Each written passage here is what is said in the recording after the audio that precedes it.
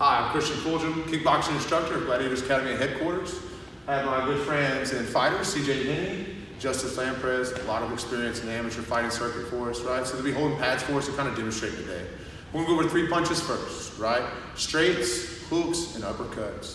So if we're showing our stance real quick, both of them orthodox stance right here. You can switch this drill to go lefty too, right? We're just keeping it open so that we can see our strikes. Right, first one, we'll hold a 1. That's basically the first punch, it's a jab, right? Making sure that my pad holder here is not jamming him to where he's bending the elbow, but he's not also getting blown back as he's throwing the punch, right?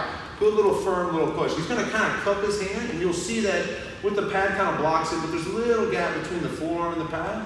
Right here, 1, nice. Just being a firm target for him. 1. Our other side's our power hand. It's a 2. Another straight punch we throw. Throwing the cross. Nice. Bring it back again. 2.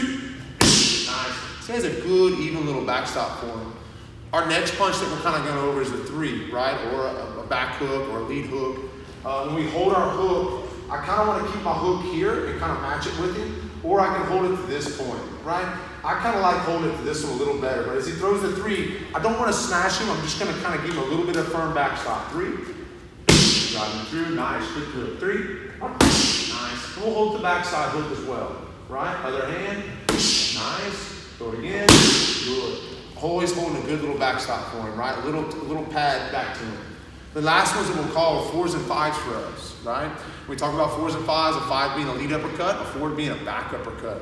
Same thing, it's almost like I'm playing the Congo drums, right? Just a little bit of pat back to him, 4, 4, 1 more, 4. We rip the 5 just as well. Notice that Justice doesn't keep his pad way up or way low. We want to keep it around chin level, that way he's getting a leg drive in and able to drive the 5. Right? Some of the most hardest ones to start holding are our next ones when we start talking about holding round kicks. And when you're in the gym, a lot of times, these guys can tell you that a lot of people get injured from A, trying to throw kicks way too hard too early, and having a pad holder B, that's not prepared for them, right?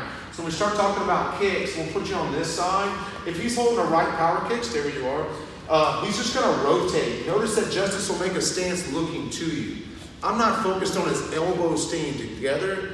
I have a little bit of width, but the nose of them are gonna stay in. And Justice is using his body as a brace. Right kick, nice. We should always be telling our guys that are striking, what are we aiming with? Not with the toes, not with the foot, but always with the shin, right? Letting the foot come out, and you gotta be careful of putting your toes into it as well, right? Another one, nice. 1 more, good.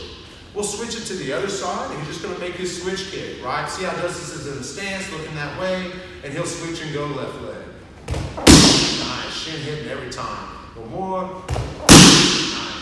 Now, with round kicks, we have a lot of problem with injuries too, with guys taking knees really early in the beginning. So a lot of pad holders that you're gonna watch out there are gonna hold the knees in, right? But when we start on the beginners, we don't wanna do that. We kind of create what we call the shelf, right? So if he's driving a right knee in, he's gonna look to put the forearm out and let him drive the knee. Go.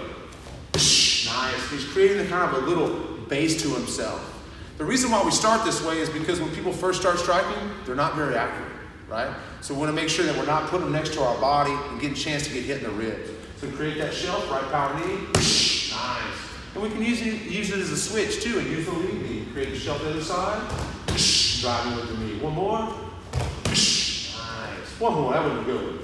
Nice. You're always creating that thud for them, right? These are some of the basic things that we use here at headquarters for our kickboxing. And I will tell you one thing, they'll probably tell you the same, that holding the pads is a lot harder than striking the pads. So get training with this, guys. Hopefully we can be helpful.